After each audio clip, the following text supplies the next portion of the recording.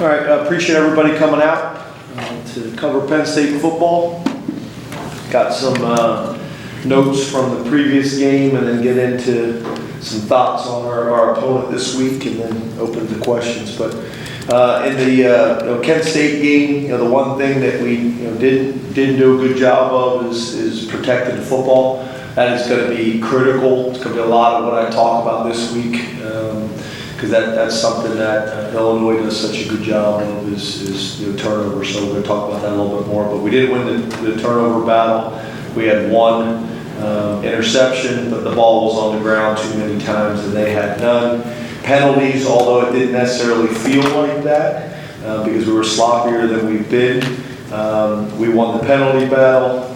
We won the drive start battle, which so far Blake has been a weapon for us.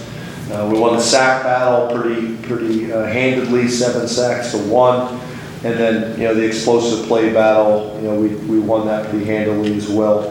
Offensively at 21% and defensively at 5%. Coaching staff, players of the week on offense was Trace McSorley, on defense was Sharif Miller, and on special teams was a combination. We had 2 winners, KJ Hamler and Isaac Lutz.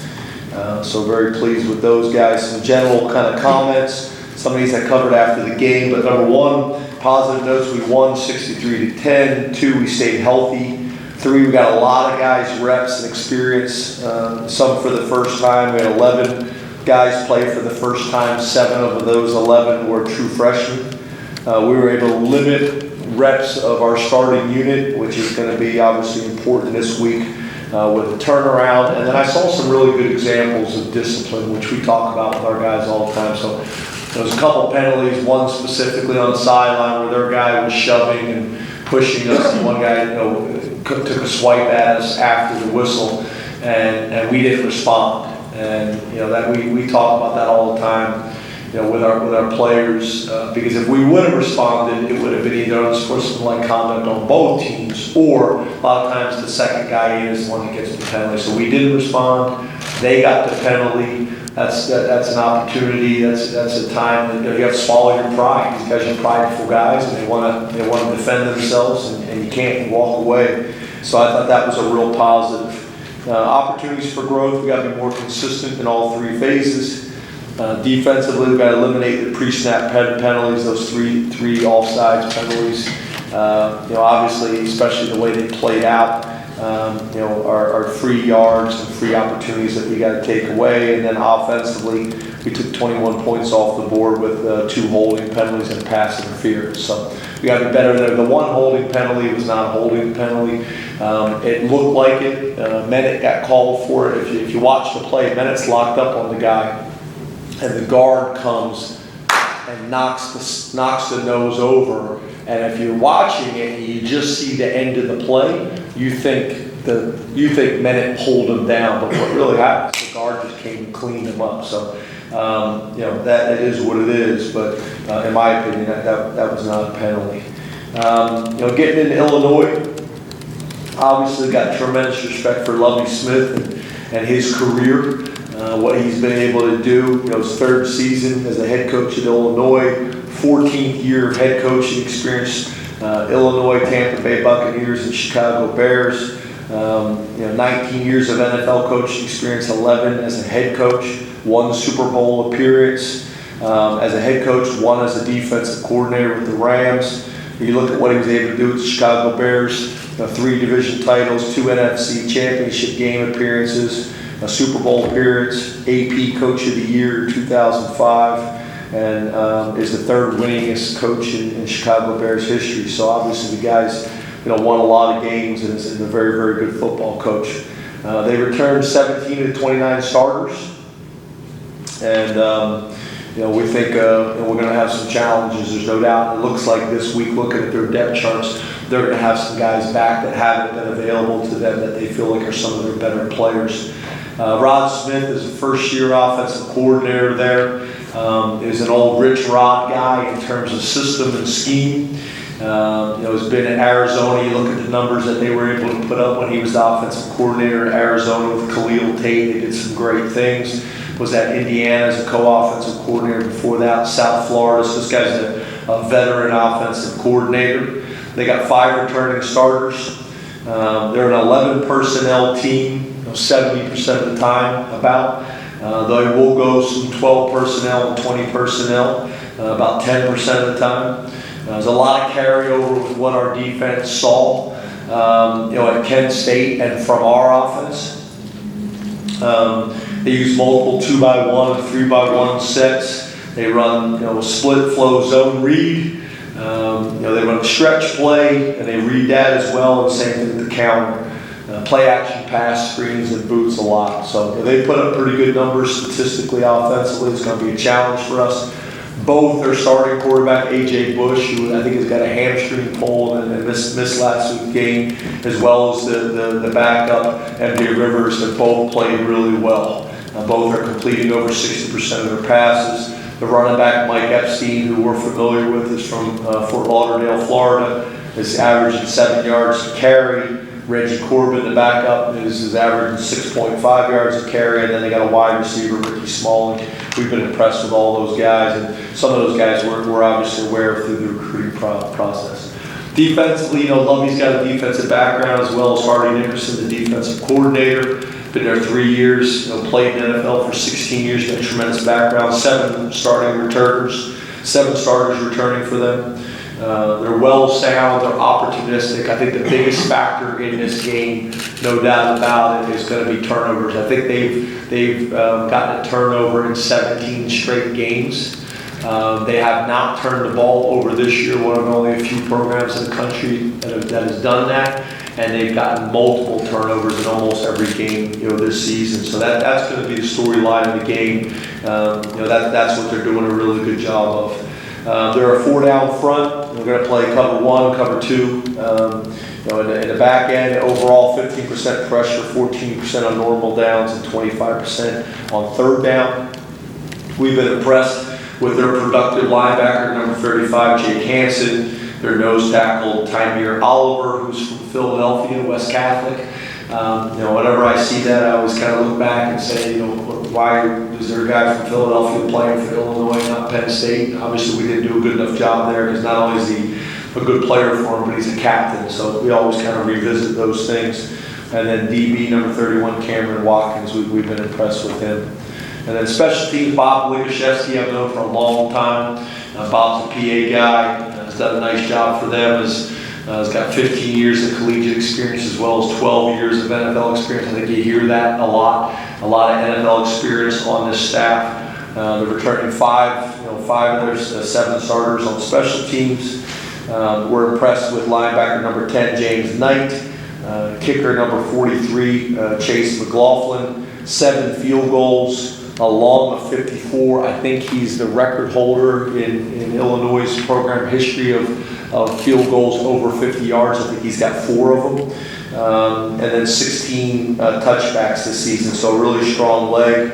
And then just like everybody else in college football, they have a Australian punter who does a nice job for them as well. So, just kind of want to give you kind of some overview, some thoughts, some ideas.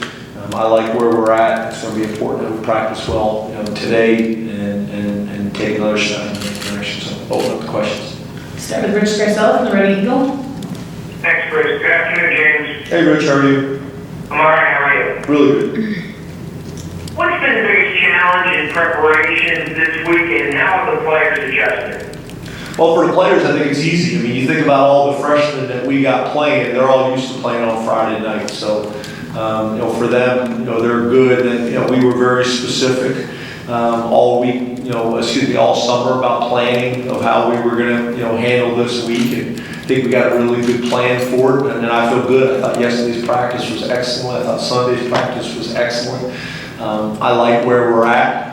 We're not talking about this week any other way than this is game week. I do not like, talking about it any different than that, because I think it has a psychological effect, and we won't do that. We got the same amount of days to get ready that Illinois does. So I kind of voiced some of my thoughts before this week started, but now that it's this week, this is game week for us. So we've embraced it. We got, like I said, I think we got a really good plan from our strength staff, as well as our administrative staff, as well as our sport scientists, in studying all these things, and I like our plan. I feel good about it. Bob Flanders, Harrisburg Patriot News. Hi, James. How you doing? Good, Bob. How are you? I'm good. James, I wanted to ask you about your red zone success this year. Offensively, I think you got 15 for 15 with 15 touchdowns. You did successfully just 4 touchdowns on each possession. How much do you emphasize that week? How much do you emphasize that in the game? And are there one or two things you can see that maybe kind of explain that hot start? Well, yeah, I think we emphasize it. There's no doubt about it. I think we've done a good job in opening drives. We've emphasized the importance of starting fast. Right now, as you know, as a coach, you don't always spend a whole lot of time on the things you're doing well. You focus on the things you think you should be better. We've got a lull in the second quarters of games. So instead of just saying, oh, well, we got a lull in the second quarter games, we do study that. Why do we have a lull in the second game? Is there some things that we can do in terms of being very strategic and intentional about that? To study, our second quarter plans. And there's just some things that we can do to help ourselves there. There's no doubt that we're scoring touchdowns at a high rate in the red zone, and that usually, puts your team in a really good position to be successful. Red zone, you really got two different storylines, and I think a lot of people focus on touchdown success in the red zone compared to field goals. Field goals, if you kick the field goals in the red zone, that's going to come back to get you beat at some point. So obviously we emphasize the touchdowns, but I think the other thing that's probably just as important is red zone trips. That's something that we can spend a lot of time talking about as well. You want to get into the red zone as much as you possibly can. It's probably even a stronger indicator of offensive success than anything. The more times you get to the red zone, good things are going to happen for your ball club. So we talk about that a lot. But I think Trace obviously has got a good feel for that. I think Ricky has done a really good job with the offensive staff at having a plan and how your offense needs to change in the red zone. I think one of the things that we've done a good job of is getting in 12 personnel, which is something we hadn't done in the past, and be able to run the ball and be more physical in that area of the field, which typically your playbook shrinks because you lose your vertical passing game and some of those shots down there. So the best teams typically year in and year out in red zone performance are the ones that run the ball the best. So I think that's helped us as well. So we spent a lot of time talking about situational football, understanding how to operate in those different areas, in those different field zones, in those different situations. And I think our guys have embraced it. Derek Lamar, Schoolsburg Times Leader. Hi, James. How are you? Good, Derek. How are you? I'm doing very well. James, you were talking about situational football. You scored just before halftime in all your games. Then you had the tying touchdown in the fourth against App State. What's been the key you've seen from the two-minute offense so far? Really, I think I mentioned this last week, I think, to you guys. If you go all the way back to, even our first game, we've been pretty good in 2-minute situations, and we spent a lot of time on it. And I think the way we do it, instead of coming up with some arbitrary 2-minute situation, using actual 2-minute situations that we've been through or that our guys have watched on Monday Night Football or whatever it may be, I think there's a lot of value in that. I think that's helped us tremendously. I think obviously having experienced quarterback factors into that as well. I don't think there's any doubt about it, but I do think the way we train, the way we talk, the way we play, I think helps too. So I think whenever you're able to put those types of game-winning drives together, obviously that is critical to your success, but also being able to get some momentum before halftime changes the perplexion, going into halftime, or changes the feel when you're coming out after the half. I don't think there's any doubt about it. So, like I said, we spent a lot of time talking through 4-minute, talking through 2-minute, talking through coming out, and I think where we've probably done a better job is the game of football has changed. So some of these rules of how football is played and how situations should be handled has changed. When you run a different style of offense, if you're running a spread style offense, your 4-minute philosophy or your 2-minute philosophy is different than if you're a pro style huddle team. and you need to kind of grow and morph and understand those things and evolve. I think we spend a lot more time as coaches talking through situational football. I think one of the things that we've done in terms of adding a 10th coach is that person having some more responsibility on game day, giving me someone to talk to other than the offensive and defensive staff, someone that I can bounce ideas off of kind of throughout the game that's not focused on the offense or defense. I think that's been helpful as well. You know, as a staff coming in from practice and talking situational football, or something that came up in practice, or even during practice talking to the players. You know, we're doing a 2-minute drive and there's a situation that's come up. Stop the clock, don't worry about the clock, bring the quarterbacks together, bring the coordinators together and talk through that situation and why we're going to handle it a certain way. So, you know, I think we've just been very intentional about it. I've been pleased with what we've been able to do. I think we all learn based on how we practice, and we all learn. I'm constantly, I annoy the video staff and administrative staff, because whenever I'm watching college football, whenever I'm watching NFL football, if I see something, I'm sending it so that we can show our players during the week examples of guys that didn't handle things well, and it comes back to bite the team, you know, in the rear end. So, you know, we spend a lot of time talking about all these things. I think it's helped us. Mark Wogenrich, Allentown Morning Call. Hi, Darren. Hey Mark, how are you? Good, thanks. How is Stark Clifford responding to being the backup quarterback the last couple of weeks, and how close are you to bring that? Once again, you know, we won't get into talking about you know, injuries and things like that.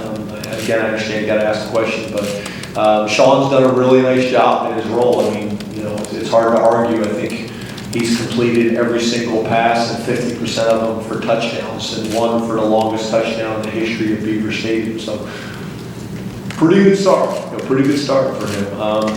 You know, he's gotten a lot of reps over the last year and a half in practice. He's extremely competitive. He's extremely prideful. It's very, very important to him. He is focused. He is locked in. So I think in a lot of ways this has been a blessing in disguise. You know, I think if Tommy had been taking the reps that he'd been normally taking, you know, in practice and games, then maybe Sean wouldn't have been able to get this opportunity. So now, you know, we got 3 guys that have all played in games and played at a pretty high level. So you know, I think in the long run, this is a real positive for us. But we expect to, you know, have all 3 of those guys available for Saturday. For Friday. Thank you, Chris. Friday, excuse me. We expect to have all those guys available for the game this week. It happens to be on Friday. And you know, and I will share this with you. If we needed Tommy last week, we could have played Tommy last week. So you know, we're just probably being a little more cautious than probably we need to be. Frank Bodani, your Daily Record. Hey, good talking to you, James. How are you? Good, Frank. It's a little hard to hear you. How's this? A little better now? Beautiful. Okay, perfect. Penn State is traditionally one of the least penalized teams in the country. Those numbers are going up this year. Do you consider it a big issue at this point, and how do you feel about getting back to kind of the normal numbers here? When you say Penn State, you talk about like historically, or you talk about historically and with you? Okay. Yeah, I think it's something that we spend a lot of time having officials in practice and talking about the importance of it. You know, I felt like, you know, this last game we had some things that I wasn't happy with, because I felt like we extended drives and created opportunities. So, you know, for us, I think what we just try to do is we try to emphasize it every single day and talk about the importance of it, but we're never going to probably go further than that. Because I actually think it can have the opposite effect. You know, so for us, we're going to stick to our plan. We're going to stick to our process, and you know, we're still in a good place. But I agree with you. You know, we need to be more disciplined.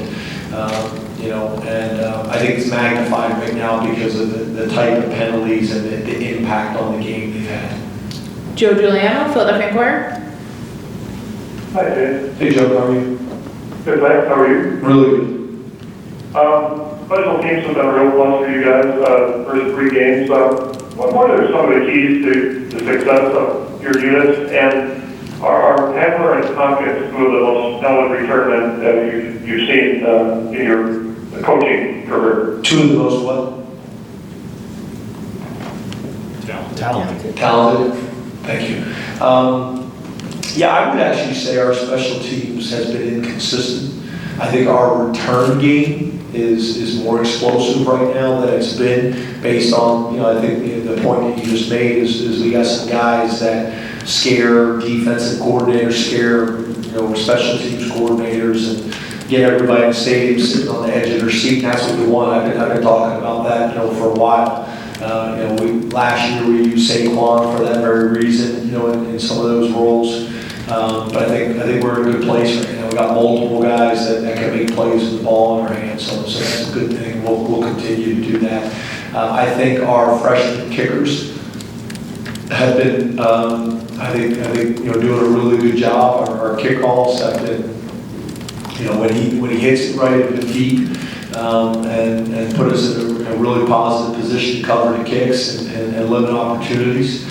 I still think we can be a little bit more consistent there. But I think, considering we got two true freshmen kicking for us, I think both of them have done a really good job. And, I think the staff, Phil Galliano and the staff have done a really good job of managing that. The one probably regret that I have is there was an opportunity on Saturday where we went for it on fourth down, and obviously after the fact we should have kicked a field goal there. That would have been an opportunity. That would have been an opportunity to get another kick in the game. I didn't manage that as well as I should have. But overall, I've been pleased. But obviously we've had a kickoff return for a touchdown. We got to make sure that doesn't happen again. We got to reduce the explosive plays, and then we've had two onside kicks. One that I think we'll take responsibility for because I think we were aligned correctly. Way too much space in the middle of the field. And then the second one they really didn't have, but they made a play on the ball. And, we've done some really good things, but we've also given up some big plays. So we got to get those things clear. Mike Gross, Lancaster Newspapers. Good afternoon, James. How are you? Good, Mike. How are you? Good, thanks. The two quarterbacks for Illinois, I guess the fifth-year senior who might play, might not, and the other one is a true freshman. Is there any difference stylistically? Is there any difference in terms of how you prepare? Assume that the coach is going to play, or what's your thinking about that situation? Yeah, we just have to prepare and assume that these guys will be back, and from everything we have seen and everything we read, we feel like, they feel like these are some of their better players from all the stuff that I've read. So obviously they'll make an impact. I think that's in the secondary as well as the tight end. They got some guys that they're expecting back. So we'll plan accordingly. But again, we can only do so much based on what we see on tape. And then we'll adjust to what we find out on Friday. I almost said it again. Donnie Collins, Scranton Times Tribune. Hey, Donnie, how are you? I'm doing very well. After the game Saturday, talked about studying a change defense very often. What was that process like? And were there changes that came about that? And were they more philosophical, or were you trying to do things schematically in those situations? Did you say sudden change defense? Is that what you said? Sudden change defense, yeah. Okay, and then you were asking whether we changed some things schematically, is that what you said? Yes. No. Yeah, no, we don't, it's not like we change, it's more of a mentality and talk to our guys on defense about what a great opportunity they have to go out and swing the momentum back. I think we played really good defense, throughout that entire game, and that showed up. That showed up obviously in the sudden change situation as well. Except for the penalties where we jumped off sides and gave them some opportunities and gave them some first downs. Thought we played some pretty salty defense throughout the game. Corey Geiger, Altoona Mirror. Hi, James. How are you? Good, Corey. How are you? James, there are still only 13 black head coaches among 130 FBS teams. And this is one of the few games all season that will have one on both teams in the country. How do you feel about where the diversity issue is in coaching right now? And are you seeing strides being made or not? Well, I'd love for us to get to a point where this, really isn't even a conversation anymore. I don't think we're there yet. But I remember thinking back as an assistant when Tony Dungy and Lovey were playing against each other in the Super Bowl, and I said, this is going to have an impact. And I think it did. I think it did, especially in the NFL. I do think, there's a lot of progress that still needs to be made, in college and probably in the NFL as well. But at the end of the day, I think all that anybody wants is that people have, opportunities, and whether that is people of color, whether that is women, whether that is whatever it may be, that they have opportunities. At the end of the day, that the most qualified people get a job, and that if you are going to take a chance or a risk on someone that maybe is less qualified, that again, the same opportunities are there. So, I have so much respect for Coach and what he has done in his career. I think for me, I kind of look at guys like Lovey kind of coming up in this profession as kind of role models and mentors for me from a distance. I don't know Lovey as well as maybe some other guys. Again, I'm working like crazy, number one, for Penn State. I'm working like crazy for our players. I'm working like crazy for our lettermen and for this community. I'm working like crazy for my family. But I also feel like I carry a little bit of that weight, that I'm also working for thousands of young African American football coaches all over the country, that when someone gets into my position, the success that we have here hopefully opens some opportunities for other guys in the future. We'll open up to questions here in the room. Raise your hand and we'll get a mic to you. Hey James, how you doing? Good, how are you? Good. Mark Allen, Jonathan Thomas, Nick Scott, all coming in focused on running back. Can you describe their journey to this point, all playing roles in different ways, and what they've meant to the program development? They've been huge, all three of them. I went out of my way on Saturday in the locker room with the guys, with Jonathan Thomas. I don't know if there's a better example of what we call the ultimate teammate. Complete team first guy, always got a smile on his face, always is reaching out, a helping hand to try to help a teammate, young player, rookie coming in, a veteran that may be going through something. Really important, his role on special teams. There's never been a guy coming into my office, asking for anything. He just wants an opportunity to earn. Kind of very similar to what we just got done talking about. He's just been a fantastic teammate and a fantastic member of the team. I think that's why you saw the sideline and the team respond the way they did when he scored that touchdown. So, we kind of all have different stories and different paths, and he's got a long one. But couldn't be more proud of him and his role and how he's embraced it and what he's done. Nick Scott, same deal. We asked Nick to change positions. I think I either saw a quote or read a quote. Someone said, well, why did you move the defensive back? And he said, I had 26 reasons to do it. I think that was a really good quote by Nick. But he's done a great job. You're talking about a guy that moved positions, was still learning kind of how to play on the defensive side of the ball, but then ended up, being, was going to be a 2-year captain. And there's only been a handful, 2-year captains in Penn State history. He's one of them.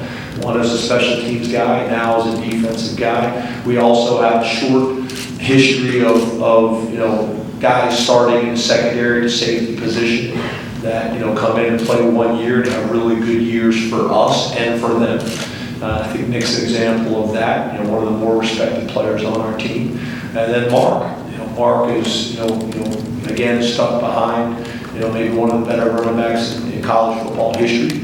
And, when he got opportunities, he made the most of them. For all of us, that's hard. That's hard to sit behind a guy like that when the game is really important to you. And I think the game is extremely important to Mark. It's great to see him getting his opportunities right now and making the most of them.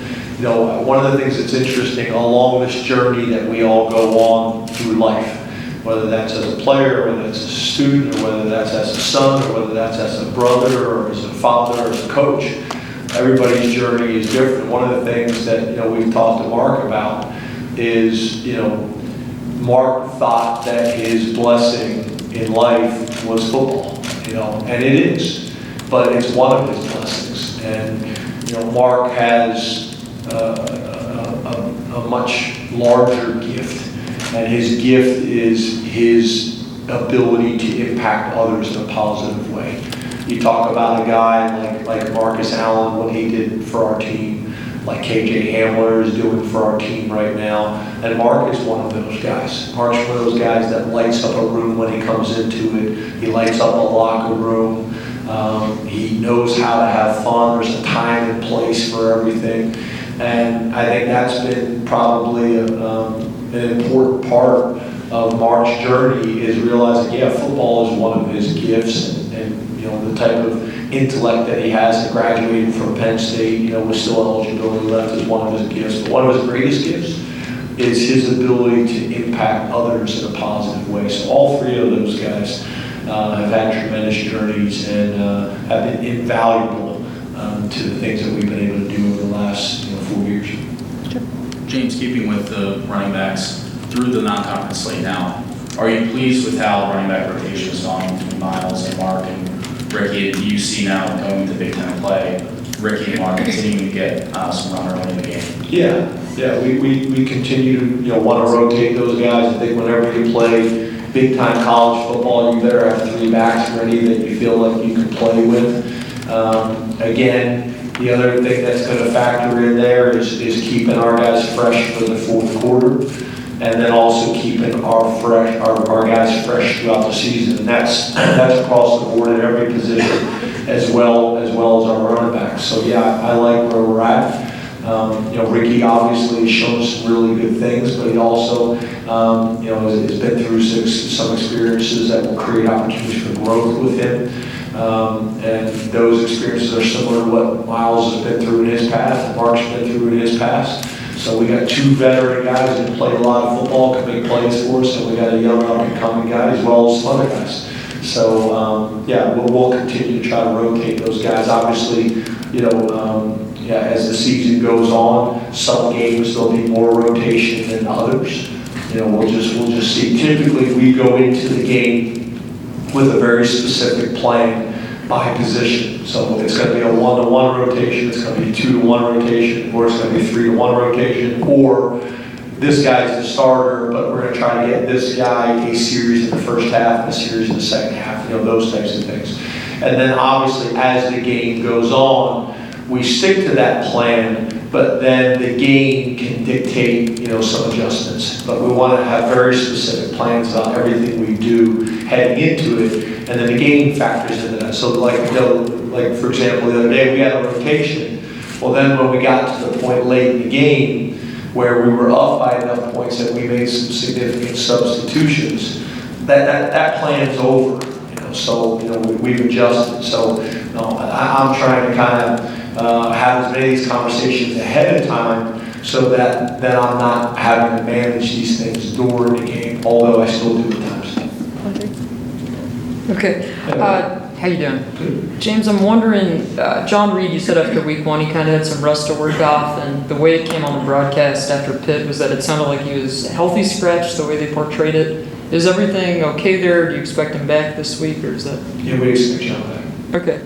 My other question, what do you remember about Etor Gross Matos when you recruited him? Because I think it was Old Dominion, or you maybe first saw him in person. Yeah, we obviously were recruiting him and were aware of him, and then obviously had an opportunity to work with him at camps. But I think the same thing probably that you see now, and the same things that jump out to you when we first saw him.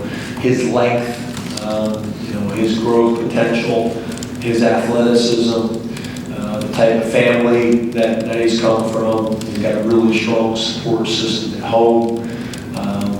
His grades, his film, flash some really good athleticism. And then obviously, what I call home training. He's been raised well. Mom, dad, brother, sister. His has done some really good things. So we're pleased with him. He's still got a lot of areas to grow and improve, but he's got a lot of ability. And, he's grown up in a lot of different areas, and hopefully will continue to do that. T. Frank? Hey, James.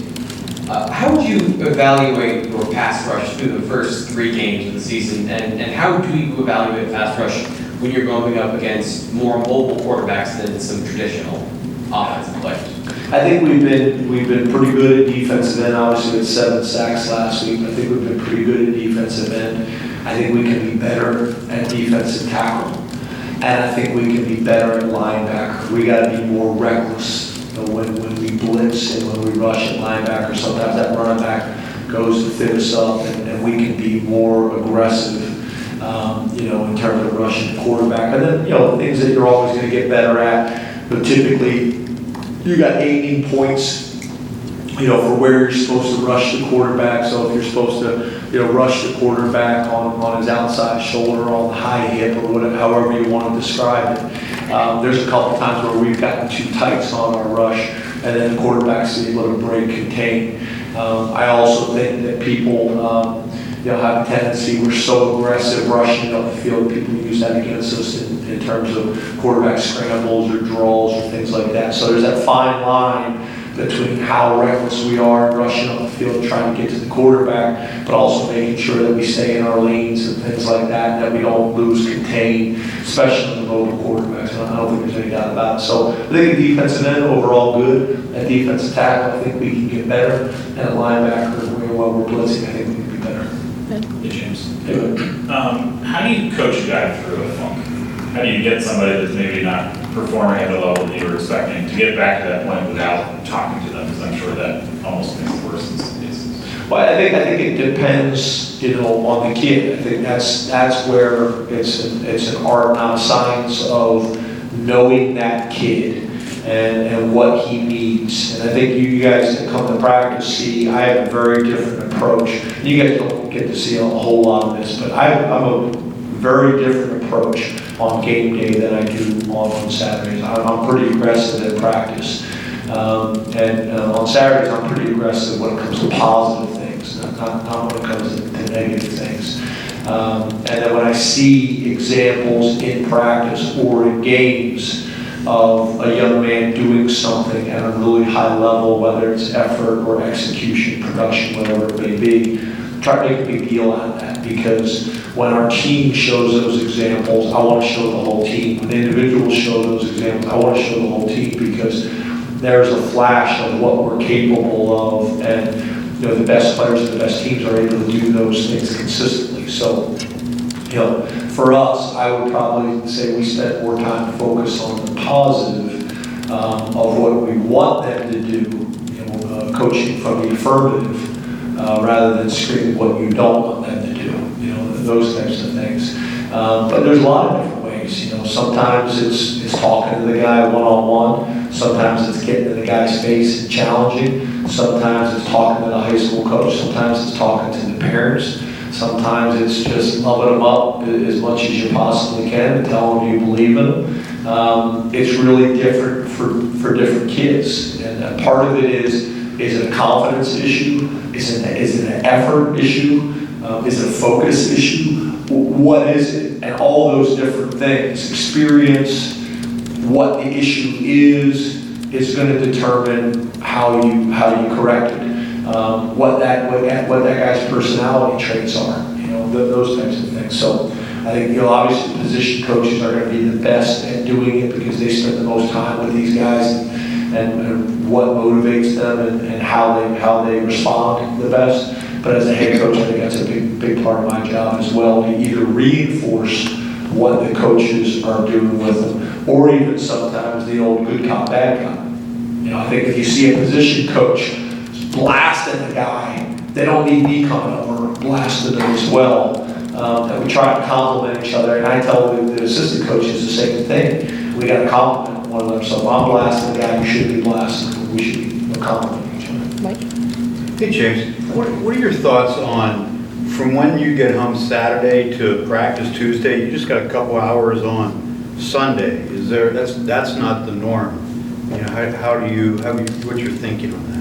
Yeah, we don't gain as much from Saturday as you'd like because we don't get home until 5 o'clock in the morning. So, with the time change and things like that. So you don't gain as much, but obviously we'll be able to get some work done. We'll be able to get our games corrected, which we will do. We'll come in the office on Saturday. We'll grade the tape. We'll be able to have our staff meeting, kind of go over that game, get all those things knocked out. So come Sunday, we'll gain probably 3 hours is truly what we'll gain. And then obviously, the GAs will be able to get that film, that Saturday game, graded and put into the system as well. So we'll gain a couple hours, but not as much as you'd think. And then where we have to be a really mature football team is how we handle Saturday.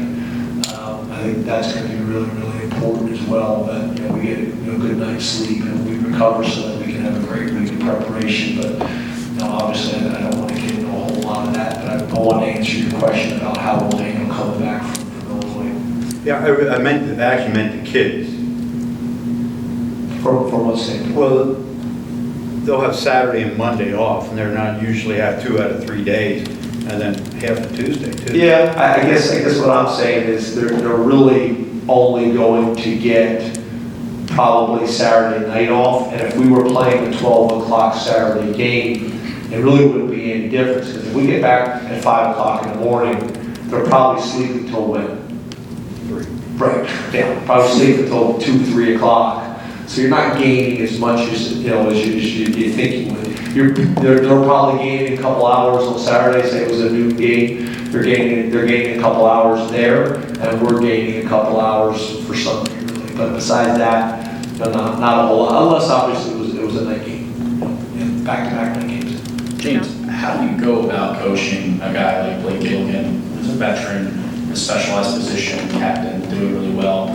Do you kind of give him a long leash? Do you let him kind of figure stuff out on his own, or are you hands-on with him just like all the other players? Yeah, I think it's probably a little bit of both. I mean, obviously, Blake is a captain for us, so that comes with a little bit of, responsibility and a little bit of leeway. Obviously the type of student he's been, obviously the type of success that he's had on the field, and he's been playing a lot of football for us. So yeah, I think it's no different than probably, that we are with our kids. I mean, your kids got a curfew at 9 o'clock, and if they respect that curfew and do a good job with it, and in 10th grade, and later curfew in 11th grade, and it's same with our guys. They come in as freshmen, we're kind of all over them about everything, and once they kind of prove themselves, then they get more freedom, and they get more flexibility as their career goes on, as they earn it. And I think it's, kind of Blake's a really good example of that. I mean, he's a guy that we're probably talking to more than we're talking at. I'm asking Blake questions, I'm getting his perspective. But I also think there's also a fine line with those captains that every once in a while that the team sees that I get all over those guys as well. Because I think it's really important that the team sees that nobody is above that. But for the most part, obviously, as you can imagine, there's not a whole lot that needs to happen with Trace and Nick and Blake. He's really been kind of the model student athlete in a lot of ways. I think probably the biggest thing I talk to him about is his influence of being able to set a standard with the rest of those specials, especially with 2 true freshmen that are handling kickoffs and PATs. Vasey's a part of that as well, because he's an older guy who's been there and done that. He's doing it with the long snappers, but really Blake and Vasey really kind of been able to coach all those guys up on how to be a successful student athlete here at Penn State. Last one, Tyler. Yeah, with Jason Owe, I think he played about a dozen high school games before he got here. He flashes in the first game, 2 sacks. What are the short-term and long-term expectations for what he can make of this college career? Yeah, it's probably easier right now to talk about long-term. I think he's got a bright future. He's 6'5", he's 247 pounds right now. He ran the fastest 40 of any freshman that we brought in summer camp. He had, I think, the highest vertical jump, the longest broad jump. So obviously he's got a lot of gifts, genetic gifts. I don't think there's any doubt about it when it comes to athleticism. But the game is still very new to him, but I see him getting better every week and understanding the things that we're teaching. Came from a really good high school program. His D-line coach in high school I played with in college. His head coach in high school I played with in college. So he came in and I think had a pretty good foundation, although he hadn't played a whole lot of football. And the other thing is he's just a very, very hard-working, respectful, coachable kid. So he's getting better every single day. So it's hard to tell short-term because right now, he's him and Tarburton, we're kind of complementing those two guys. So we play Tarburton the first 2 games, probably gonna play Jason Owe in 2 games, and then evaluate from there. Do we save those rest of the games for late in the season, or do we end up just playing one of these guys? Obviously, depending on how Jason plays this week, we'll determine do we just green light him the rest of the year based on his production last week, or does he go back into kind of a wait and see type mode? But long term, based on his body type and athleticism and mentality, and then a very small sample size, but very productive in that small sample size. You'd like to say that he's going to have a very bright future. Thank you very much, Coach. Thanks, guys. Have a great day. Appreciate you guys coming out. We'll be joined by one of the players momentarily. Thank you.